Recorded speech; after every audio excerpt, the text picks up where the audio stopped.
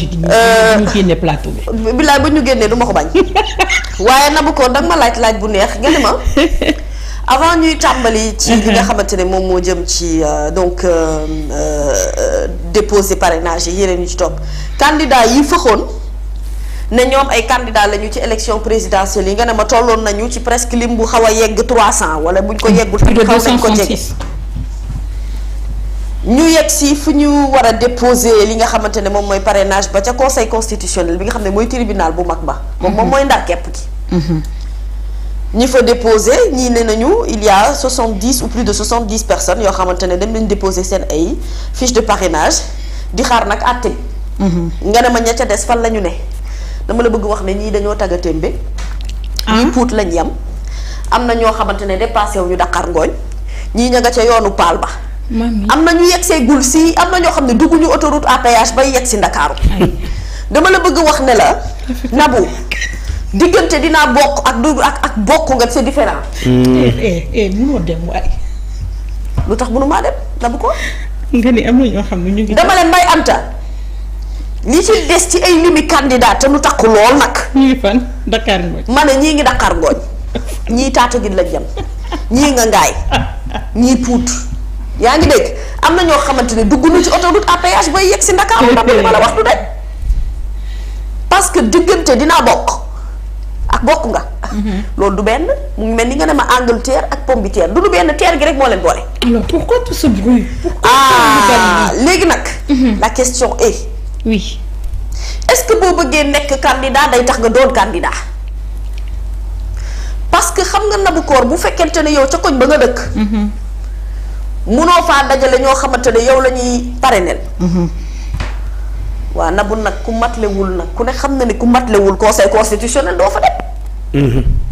ndax boo fa demee it pour rek bokk ma riirandoowu damay dem du tax it nga mën a jàll. ndax ñi nga xamante ne déposé nañ seen fiche de parrainage sax te ñu jàpp ne matal nañu ba xëy nañu ëppal ñooñee fu mu nekk ni ñoom ñëpp dañoo toog di déglu li nga xamante ne moom mooy acte bi war a jóge ci conseil constitutionnel léegi nag.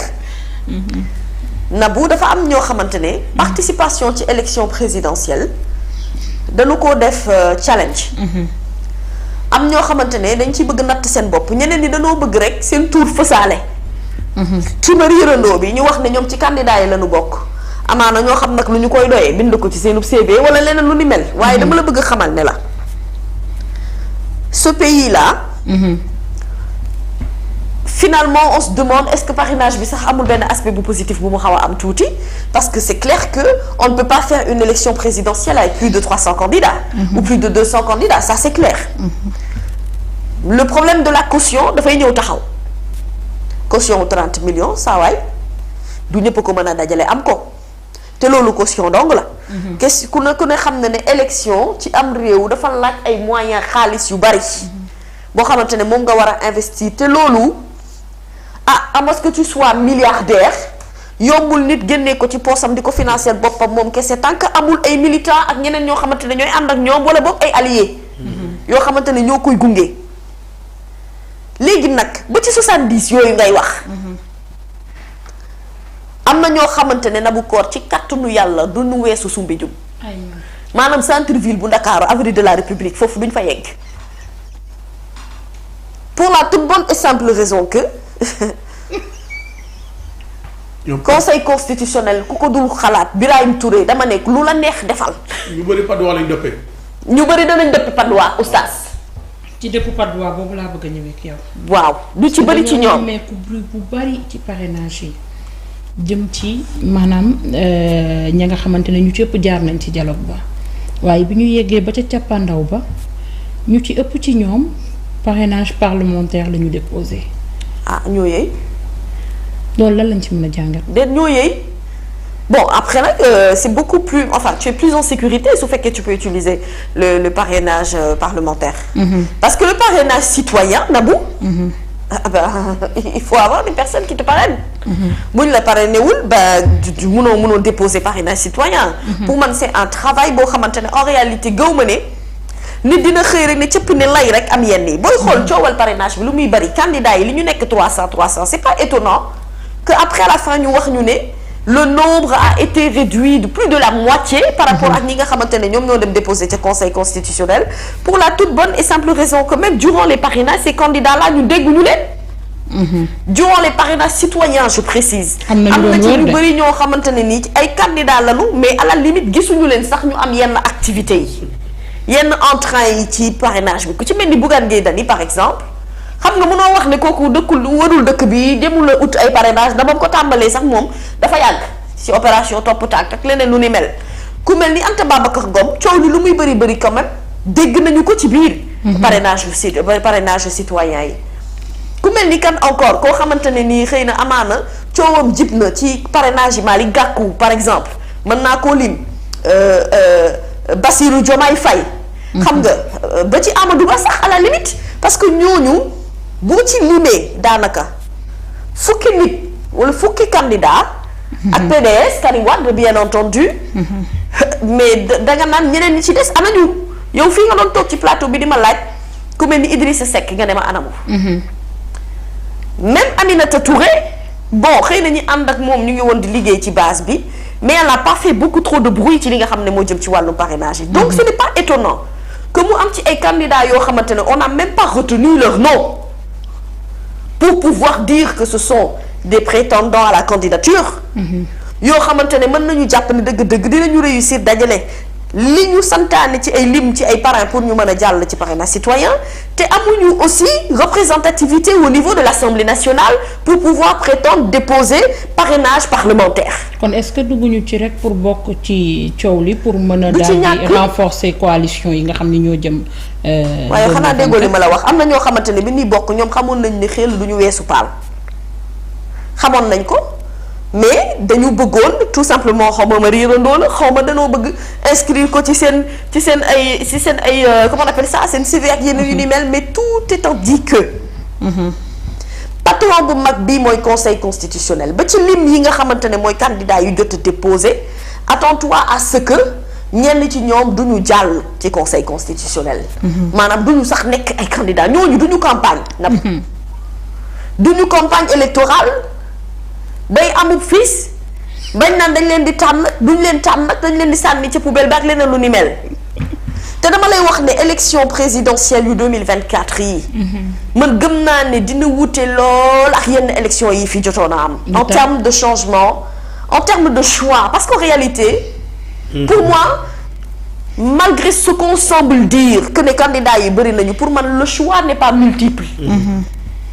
maanaam boo dee xool ci ñi nga xamante ne ñoom ñooy dëgg-dëgg les leaders yi war a mën a taxaw di jongante ci élection présidentielle yi xam nañu leen te ma waxaat ni boo ci limee fukk am na ci ñu bëri ñoo xamante ne pour man jarul sax dañuy yàq xaalis loolu laa gëm.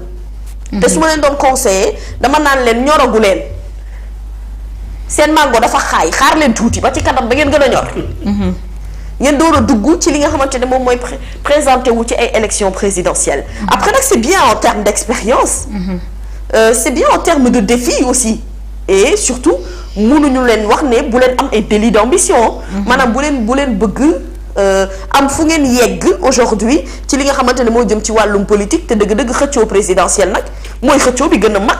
ci état démocratique boo xamante ne yow politique nga xëy na wala nga ñàkk nekk politique sax mais nga am ay aspirations ci yow ni nga bëgg a liggéeyalee réew mi donc aujourd'hui ce qui se passe c'est que ce n'est pas étonnant et que les gens ne soient surtout pas choqués de voir que réellement ñi déposé conseil constitutionnel lim bu néew la par rapport ak chiffre bi ñu annoncé woon te dama ne la ba ci loolu oustaz nee na la am na ñuy dëpp padois man ma ne la am na ñoo xamante ne ni su mbéjul la ñu yem du ñu yegg avenue de la République parce que conseil constitutionnel juróom-ñaari sages yooyu ku leen xamul dégg nga leen politicien bu bëgg nekk candidat à l'élection présidentielle boo nelawatul conseil constitutionnel ñoom juróom-ñaari sages yee tax léegi nag booy xool à la limite on veut même nous informer comme quoi que am na ay candidats yoo xamante ne jot nañu déposé am na ci ñu bëri ñoo xamante ne ci ñoom déposé wuñu annoncé waa nañu campagne électorale bi kañ lay tàmbali vendredi 5 janvier jëm le 3 février loolu yëpp c'est bien mais la vraie question est qui doit réellement être candidat à l'élection présidentielle de 2024? Quels sont les profils qui se dessinent devant nous et qui réellement parmi ces profils-là ñooy ay candidats yoo xamante ne ñu mat a bàyyi xel lañu ci élection présidentielle yi ñu jëm parce que le choix va se porter définitivement sur les candidats yi nga xamante ne ñoo ci gën a illustré wu en termes de politique ou en termes tout simplement de vécu par rapport ak li ñu jot a dund ci at mi ak at yi weesu ak ñoom représentativité bi ñu amoon par rapport au peuple. Je pense que le peuple qui devra choisir son nouveau président ci foofu lay gën a wéeroo par rapport ak li nga xamante ne moom la ko conseil constitutionnel li teg ci loxoom ne ko ñii la validé ne ñii ñoo war a nekk ay candidats à l'élection présidentielle pour man tànneef bi ca foofu la nekk. C'est pour cela que la décision du conseil constitutionnel par rapport à la validation des candidatures des candidats à la candidature à l'élection présidentielle de 2024 est importante. Et c'est pour cela que je pense que tous les regards sont fixés vers les 7 sages et on attendra de voir finalement kan mooy jàll barrage yi. D'accord. Et pour les candidats yi nga xamante ne à la dernière minute la ñu renoncé ci seeni parrainage maanaam ne ñoom dematuñu. dañuy toog ci mel ni Mamadou Ibra Kane démb gis nañu capitaine Touré ak ñeneen ñetta des ñi nga xam ni daanaka ñoom dañoo renoncé ci seen candidature loolu grandeur la wala faiblesse. mën na nekk grandeur je pense que grandeur la sax est-ce que faiblesse la enfin faiblesse bu fekkente ne dëgg-dëgg yow xool nga ba xam ne wax dëgg yàlla nag da ngay sonal sa bopp rek. waaye doo yegg fu sori fi nga teel koo xam na xam sa bopp nag ci jaamu yàlla la bokk tamit. nabu nit mën ngaa amub yéene def dara. mais comme je l'ai dit bu jotagul quand on n'est pas encore prêt pour nekk président c'est pas parce qu'on le veut. que forcément dañu koo war a nekk. pour man. dama jàpp ne yëf yi ay escalier la. xam nga li ma la wax gaaw a yàkkamtee yéeg féete ci kaw mënta tax nga jiite ñëpp donc bu ci nekk ci àdduna étape par étape la. ñi nga xamante ne dem nañu ba désister ñoo xam raison bi tax ñu désister soit réellement danoo natt xam ne ñoom amuñu poids politique. boo xamante ne war na leen mën a yóbbee fenn fi amuñu base ils sont presque inconnus ci li nga xamante ne moom mooy ci acteur culturel acteur politique yi nga xamante ne ñoom ñoo fi nekk c'est des gens qui sont inconnus du bataillon kenn xamu leen en fait. Aujourd'hui tu peux être un Mamadou Ibra Kane excellent journaliste wala benn Birahim Touré excellent journaliste wala nga nekk benn Mamy Samb excellente journaliste mais ça ne veut pas pour autant dire que frère quand boo demee élection wala nga bokk ci bëgg nekk candidat à l'élection présidentielle dañ lay fal. Il y a tout un monde ci diggante profession bi ngay exercer qui tu es et est-ce que réellement am nga doole bu lay permettre ngay mën a yegg fenn fi maintenant nag l'ambition n'est pas une chose mauvaise maanaam le fait que ñu am yéene bëgg def wala bëgg nekk dara loolu du ci loolu lañ leen di sanctionner à la limite ñoom dañoo décider sanctionner seen bopp sax en se rendant compte ci ñenn ñi que ne dese nañu am les arguments qu'il faut dese nañu am peut-être financièrement lépp loo xamante ne soxla nañu ko mais surtout dese nañu am ay nit ak mbooloo yuy ànd ak ñoom yuy tax wax dëgg yàlla ñu mën a wax ne su ma sooboo ci mbir mi ni mel mën naa ci am ndam maintenant participer c'est bien parce que bu fekkoon aujourd'hui par extraordinaire réussir nañu ba passer même bu fekkente ne bokkuñu ci le top 5 des candidats yi nga xamante ne moom la ñu gën a xam à la limite après ils pourront nouer des coalitions xool naka la ñuy def dëgg-dëgg ba greffé wu ci yenn mbir yi donc ce n'est pas pour autant que c'est aussi mauvais que ça mais c'est juste que man parfois aussi bëgg naa nit balaa ngay soobu ci dara mu leer na leen li ngay soobu nii yow di nga ci mën a am li nga ci séentu en termes de retour positif su fekkee tu es sûr que réellement fi nga jëm nii c'est un terrain boo xamante ne xamuloo ko miinuloo ko te du sa terrain bopp itam li gën mooy nga bàyyi ñi nga xamante ne ci loolu la ñuy gëstu ci loolu la ñuy liggéey ñu dem ci wàllu woowu et puis yow quoi qu'il en soit mën nga utile ci sa dëkk en occupant d'autres postes de responsabilité autres que le poste de président de la République. est-ce que loolu la ñuy xaar moo tax daanaka bu ñu génnee ci da ngay gis ñu daal di def seeni coalition renforcer benn ci ay opposants waaye est-ce que duñu dundaat li ñu dundoon ci régime bi nga xamante ne ñooy waaj a jeexal ndax gis nañ ni bi ñu ci seen magistère saa su ne bu ñuy def remaniement xel yi day ñëw ci wàllum séddoo ñu naan parti bi am na nangami ministre parti bi am na nangami ministre est-ce que séddoo boobu nga xam ne Sénégalais yi dañoo yàgg di ko dénoncer est-ce que duñ ko dundaat en 2024. Ça dépendra du profil du chef de l'État qu'on aura. Je pense que bon après comme tu sais que bu fekkente ne dëgg-dëgg lu waaye di wuyoo da koy nduru. bu fekkee da ngay woote rupture. et que am nga occasion wu changer lu bëri ci ay méthode à la limite un peu traditionnelle entre guillemets yuy am ci wàllum politique maanaam la façon de faire la politique, la façon de ni ñuy séddoowee paar yi parce que oustaz Diaga jàpp na ci wala parce que Nabou Cor jàpp na ci forcément dafa war a cëroo même bu fekkente ne oustaz Diaga ak Nabou amuñu compétence yi war ma war leen a mën a cër ci loo xamante ne dëgg-dëgg à la limite du sunu moomeelu bopp parce qu'il faut pas oublier que la casquette de chef d'État à la limite su ma gisee nit ñi di fëx di dem di ko wuti ji dama naan ndax ñii li ñuy yóotu xam nañu lan la Nabou nekk njiitu réew du privilège kese de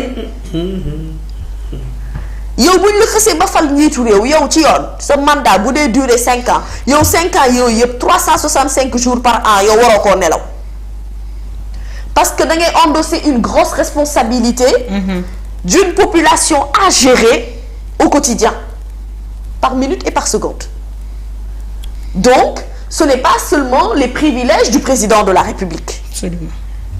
Pour man c'est une question de responsabilité beaucoup plus profonde te Nabou il faut ñu yegg ci foo xamante ne nii suñu ay politique dañuy comprendre ne poste président de la République warul nekk tout simplement un objectif puis ensuite être un acquis mooy ne nga ne lii kat moom laa bëgg defi finalement bu la ko yàlla joxe nga yaakaar ne da nga war a mën a toog def lu la neex c'est pour ça qu'on dénonce une certaine gestion bi nga xamante ne yenn chefs d'État africains yi dañu koy def ci suñu continent et qui ne sont pas forcément favorables à la population africaine.